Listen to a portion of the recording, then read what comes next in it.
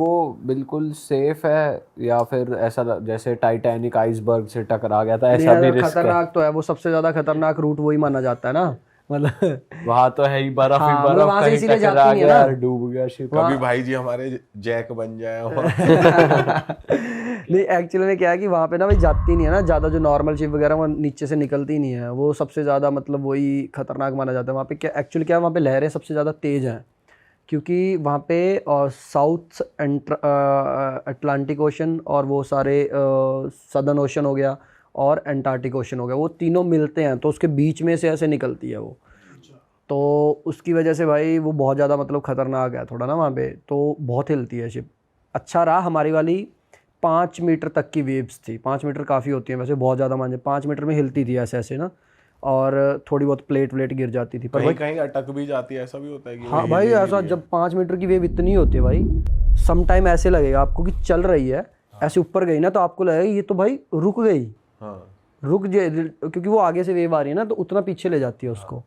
तो स्पीड ऐसे जैसे वहाँ पे देख रहे थे तो nautical mile 3 nautical mile speed आ रही है, एक्चुअल स्पीड वो चल रही है 25, पर जा रही है 3 से ही बढ़ रही है, तो समझ रहे हो आप? अगेंस्ट द करंट चल रहे थे आप? हाँ अगेंस्ट करंट, तो वो मतलब पीछे लेके जा रहा है पानी उसको। और आप ये ऐसा बता रहे हो कि क्या प्लेटें गिर जाती है जब मूवमेंट इतनी ज़्यादा हो रही है तो अंदर? इतनी हिलती है भाई कुछ लोगों के साथ, तो मतलब कुछ ऐसी वीडियोस हमने देख रखी थी और होती भी है खैर, और हमको तो यार ऐसा ना हो, पर ऐसा नहीं हुआ खैर, कि मतलब 5 मीटर भी बहुत होते हैं भाई, एक आम बंदा 5 मीटर भाई, मतलब ऐसे यूँ मान लो मैं बिल्कुल ही ऐसे बीमार हो गया था, सिकनेस हो जाती है बहुत ज़्यादा, हाँ तो ऐसे ही डर जाते भाई, रात को तो बैग गिर गया था मेरा।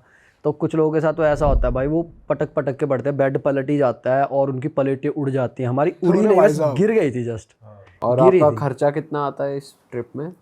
भाई यूँ मान लो अगर इंडिया से करना है आपको तो पर बंद 2 बंदे होने चाहिए पहले, तो पर बंदा करोगे तो बहुत उतना सही पड़ जाता है। तो अगर इंडिया से जाओगे आओगे तो 2 बंदों का 15-16 लाख इंडियन रुपीज़ लगेंगे आपके, अंटार्कटिका? यूँ मान लो, क्योंकि और कितने दिन का ट्रिप है? 10-12 लाख की तो वो क्रूज ही होएगी, बाकी 3-4-5 लाख तो लग ही जाएंगे, अर्जेंटीना वगैरह जाओगे बहुत दूर है। और क्रूज में क्या क्या चीज़ें एक्सपीरियंस करने के लिए, क्या क्या चीज़ें अंदर? भाई वो एक 5 स्टार क्रूज होती है, अब डिपेंड करता है आप कौन सी ले रहे हो, मतलब होती सारी 5 स्टार है, पर हमारी वाली हमारा लक अच्छा था कि हमारे को लास्ट टूर था मतलब उस सीज़न का जब हम गए थे, उसके बाद बर्फ़ जम रही थी ऑलमोस्ट वहाँ पे, तो भाई वो बिल्कुल नए वाली लेके गई थी कंपनी, बिल्कुल ही बस अब जैसे वो कह रहे हैं इससे पहले बस इसी सीज़न चली है ये, या पिछले सीज़न में सिर्फ 2 ही राउंड लगाए थे इसने, तो भाई वो बहुत ही अच्छी थी, उसमें काफ़ी अच्छी अच्छी चीज़ें थी, मतलब क्या क्या था अंदर उसमें, कुछ फैसिलिटी बताओ बढ़िया बढ़िया। मतलब बढ़िया भाई, रूम बढ़िया होते हैं 5 स्टार जैसे होते हैं, और उसके अंदर 2-3 रेस्टोरेंट थे, एक तो जहाँ पे शाम को खाते थे हम, वो सब था, जिम वगैरह थी उसके अंदर ही, जिम और बढ़िया थी? हाँ बढ़िया थी, और उसके जिम अंदर जा रहे थे आप, मारते थे? नहीं भाई मैं तो उस टाइम ना बीमार होके गया था अभी, तो मैं गया नहीं फिर मारने, मैं पैनक्रियाटाइटिस के बाद उठाई था, तो मेरे को डॉक्टर ने मना कर रखा था। तो पर भाई वहाँ पे एक पूल बना हुआ था, स्पा वगैरह थे, पूल था गर्म पानी का, मतलब जैसे ठंड है तो गर्म पानी वगैरह उसमें डालते थे, और हेलीपैड वगैरह थे उसमें, और भाई एक अलग ही चीज़ थी वो मैंने देखी, जो मतलब वो खैर वो कैसे ही देखेंगे हम, नॉर्मल होती नहीं वो, अंटार्कटिका के लिए शिप्स ही बनाई हुई हैं वैसे, हवा भरी होती है उसमें ना, तो वो वैसे इमरजेंसी में यूज़ करते हैं, वो अलग तरह की होती है, पर वो हमको बिठा के लेके जाते थे उसके ऊपर पूरे समुंदर से ऐसे, तो भाई उसको उतारने का बड़ा अच्छा ऐसा अजीब सा ही कोई चीज़ लगी हुई थी, ऐसे एक ही सेकंड में उतार देती थी ऐसे ना उसको, क्या होता था मतलब पता नहीं कैसे रोलर सा था भाई, उस पर लटका के इतनी भारी भरकम सी चीज़ को एक ही सेकंड में चल नीचे, ट्यूब बोट और थी ऊपर वो, हाँ ट्यूब ट्यूब बोर्ड थी, अच्छा, जो राफ्टिंग वाली होती है वो? कुछ वैसी कह लो, अच्छा, कुछ वैसे तो हैं। उसमें आप अंटार्कटिका जाते थे? हाँ मतलब मेन लैंड पे जाते थे, फिर वापस शिप में आ जाते थे। बस वहाँ स्नो के अलावा पेंगुइन्स हैं और क्या है? 6-7 तरह के पेंगुइन्स स्नो होते बियर हैं। भी देखा आपने जो होते नहीं हैं? वो नहीं होते, वो तो पोलर बियर वहाँ होते हैं ना। पेंगुइन्स फ्रेंडली होते हैं? क्या गए आप पास हाँ पेंगुइन भाई के? देखो, एक डालिक होते हैं वो सबसे छोटे, वो तो डरते हैं भाई, भाग जाते हैं।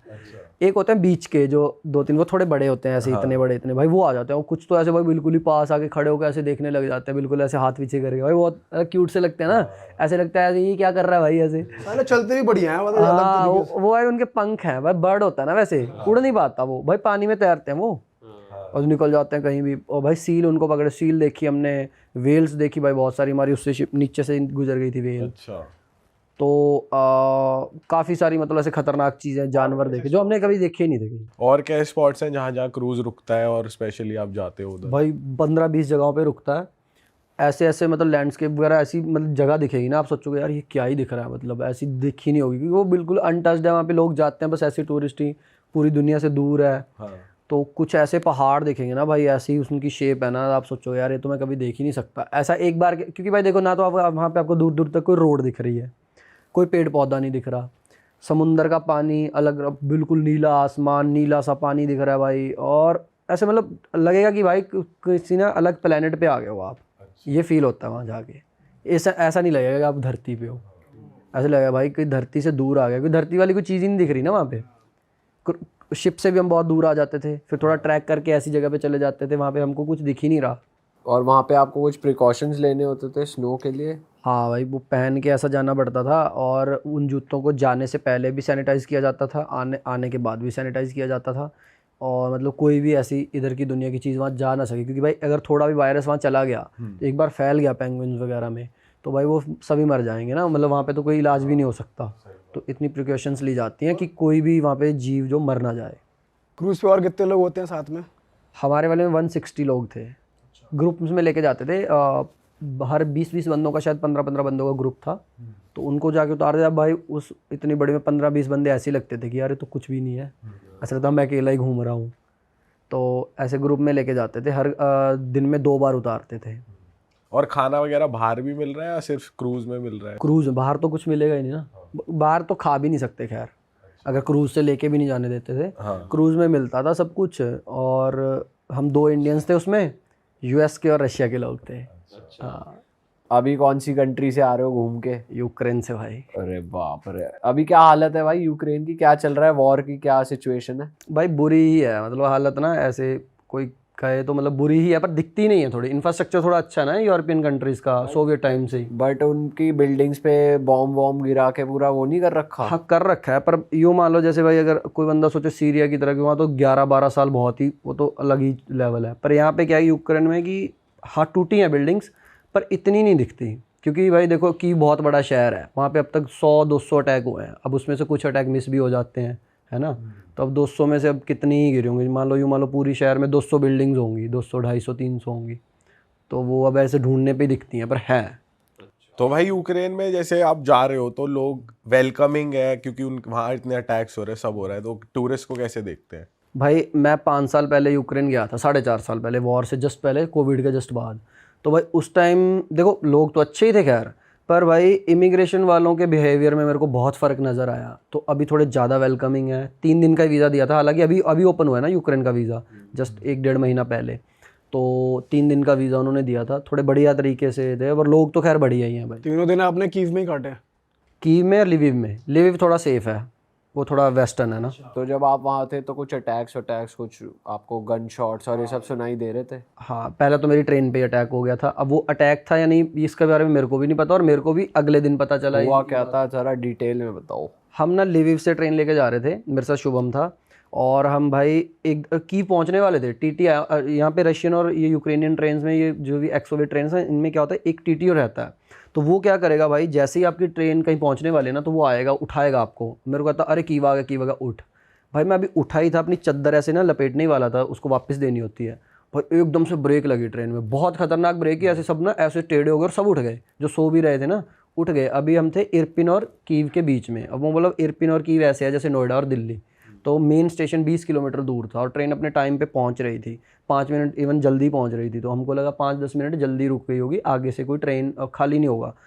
भाई उतनी देर में एक आर्मी वाला आया लंगड़ाता हुआ। खैर वहाँ पे अभी आर्मी वाले सब ज़्यादातर 90% जो दिखेंगे, किसी की लात टूटी है, किसी का हाथ टूटा है, तो मतलब फिर भी वो सर्व कर रहे हैं। वो सर्व उस सिचुएशन में कर रहे हैं जहाँ पे मतलब बंदूक की ज़रूरत नहीं है, पर जॉब मतलब वो किसी की जॉब तो निभा रहे हैं ना, वहाँ से उठा के किसी को अब जंग में भेज दिया। तो भाई मेरे को आता ना, अब वहाँ पे क्या है ना कि रशियन ही बोलते हैं, तो मेरे को आता ना अटैक हुआ है, किसी बंदा अटैक करा किसी ने। मैंने कहा यार पता नहीं क्या बोल रहा है, तो मेरे को लगा इसको बोलना नहीं आ रहा, उसको इंग्लिश नहीं आ रही थी। तो मेरे को लगा कि कोई बंदा नीचे आ गया गाड़ी के, या फिर उसने कुछ कराया, या नीचे आने वाला था, ट्रेन रोक दी। भाई 2 घंटे तक हम वहाँ बैठे रहे, फिर जंगल के बीच में थी ट्रेन, तो उतरे लोग। तो उतर के भाई क्या हुआ कि जैसे हम जाने लगे ना, तो भाई वो आर्मी वाला वहीं खड़ा हुआ था। तो मैंने कहा यार ये अभी वहाँ खड़ा है, अभी 2 घंटे पहले गया था ये तो। फिर भाई वहाँ पे थोड़ा ही आगे देखा, 2 शूज़ पड़े हुए और बंदे की लाश पड़ी हुई है भाई, ऐसे कटा फटा, उसके दिमाग का टुकड़ा वहाँ पड़ा है, यहाँ पड़ा है। देख के ऐसे अजीब हो गया यार, ये क्या, ऐसे पता चल जाता ना कि वो दिमाग की खोपड़ी होता है, जैसे ऐसे किसी ककड़ी को ऐसे तोड़ दिया, समझ गए आप, ऐसे टुकड़े टुकड़े बिखर गए। तो भाई उतनी देर में एक बंदा आया, वो कहता गाइस तुम इंग्लिश बोलते हो? हमने कहा हाँ बोलते हैं। और कहता यार शुक्र है इंग्लिश। मैंने कहा यार यूक्रेन में इंग्लिश बोलने वाला बंदा। मैंने कहा भाई तुम मेरे को अमेरिकन क्यों लग रहा है? कह रहा नहीं एक्चुअली मैं यूक्रेनियन हूँ, अमेरिका में रहता हूँ लंबे टाइम से, अभी कहता मैं यहाँ आया हूँ। कह रहा यार मेरे को शेयरिंग में ले चलोगे? और उस बंदे को भी नहीं पता क्या हुआ वहाँ पे, उस बंदे का क्या हुआ। भाई अगले दिन जब मैं दोपहर में जब उसी दिन पहुँचता हूँ ना, शाम को पता चलता है कि ट्रेन पे सच में अटैक हुआ था। फिर मेरे को उस बंदे की याद आई, वो बंदा पता नहीं कुछ बैग वैग लेके आया था, अब क्या करना चाहता था पता नहीं, और आर्मी ने उसको शूट कर दिया दूर से। उसको शूट करा, उसको गोली लगी तो वो गिर गया ट्रैक पे। तो वो गिरा हुआ था, ट्रेन को पता ही नहीं था, मतलब गिरे हुए उसे कहते 2-3 मिनट हो गए थे, मतलब ट्रेन आने से पहले ही वो रेडी होगा, तब से आर्मी ने उसे शूट कर दिया। अब भाई वो उतने 2-3 मिनट में ट्रेन आ गई और ट्रेन को पता ही नहीं चला, ट्रेन ऊपर से गुजर गई उसके और वो कट गया। अब फिर भाई उसमें वो होने लगा कि इन्वेस्टिगेशन बैठेगी कि भाई अब उसकी पहचान करनी होगी, तब तक ट्रेन ने काट दिया, अब उसकी पहचान भी नहीं हो पा रही थी, इसलिए ट्रेन को जाने ही नहीं दिया उन्होंने। ये बात अभी है, 4 अप्रैल की बात है ये। और ओवरऑल जब आप सिटी पहुँचे तो लाइफ कैसी है लोगों की, जो आम लोग हैं वहाँ पे? आपको ग्रोसरी और ये सब चीज़ें मिल रही थी मतलब? हाँ सब मिल रहा है, नॉर्मल लगेगा, आप पहुँचोगे तो आपको लगेगा अरे भाई नॉर्मल चल रहा है सब लोगों की। पर भाई वहाँ पे क्या है कि यंग लड़के दिख ही नहीं रहे हैं, दिख रहे हैं तो भाई किसी का हाथ, कईयों ने तो अपने खुद हाथ वाथ तोड़ लिए ना कि जाना ना पड़े उनको, किसी की उंगलियाँ से टूटी, किसी ने उंगलियाँ काट रखी हैं अपनी। तो ऐसा यंग लड़का कोई भी मतलब अच्छी सिचुएशन में नहीं मिलेगा वहाँ पे, थोड़ा मतलब अजीब सा उसमें ही मिलेंगे। तो वैसे से सही तो चल वहाँ रहा पे वैसे आपकी किसी से बात नहीं हुई कि भाई वो वॉर को ले क्या सोच रहे कि क्यों खत्म नहीं हो रहा, कुछ ऐसा कुछ बात हुई? भाई देखो इस बात पे क्या है ना कि हर कोई सोचता बिल्कुल ही पॉलिटिकल है ना, तो वो कहता कि नहीं यार उसने कर दिया, कोई कहता भाई इसकी वजह से हो गया। पर कुछ लोग बेचारे ऐसे बोलते हैं कि यार देखो हम नहीं मानते किसी की गलती, कि बस वॉर बंद होनी चाहिए, वो भी हमारा भाई है। क्योंकि भाई आधे से ज़्यादा लोग रशियन बोलते हैं, और जो कीव से उधर उधर वाला पार्ट है ना वो रशियन ही है लोग, मतलब वो उनके दादा परदादा रशिया के ही हैं। मेरे को ऐसे बंदे भी मिले भाई, मैं टैलिन में था एस्टोनिया में ना, यूक्रेन जाने से पहले। एक बंदा मिला, पहले दिन एक बंदा मिला, उसके बाद मेरे को 20 बंदे उसी हॉस्टल में मिले भाई। वो आ रहे थे, वो सेंट पीटर्सबर्ग जा रहे थे और उनके पास दोनों पासपोर्ट है, रशियन भी यूक्रेनियन भी। अब मैंने कहा भाई तुम किसको सपोर्ट करते हो? मैंने ऐसे ही पूछा, मैंने कहा भाई तुम किस साइड जाओगे? भाई वो चुप थे, वो कह रहे भाई नहीं हमारे तो दोनों ही देश है। तो मतलब ये सब लोगों के लिए अगर आप कंट्री में जाओगे ना तो थोड़ी देखो जो यंग लड़के लड़कियां ना वो तो बिल्कुल ही ऐसे कि नहीं भाई यूक्रेन ऐसे है ना तो रशिया ने हमारे साथ ये कर दिया है ना। लेकिन भाई अगर थोड़े आप समझदार बंदों को मिलोगे ना तो वो खुश नहीं है इस चीज़ से, बिल्कुल ऐसे प्राउड भी नहीं है कि भाई हम लड़ेंगे या कुछ ऐसा। वो इस चीज़ में है कि भाई नहीं गलत हो रहा जो भी हो रहा है, हमको मोहरा बनाया गया, वो इस चीज़ में सोचते हैं थोड़ा।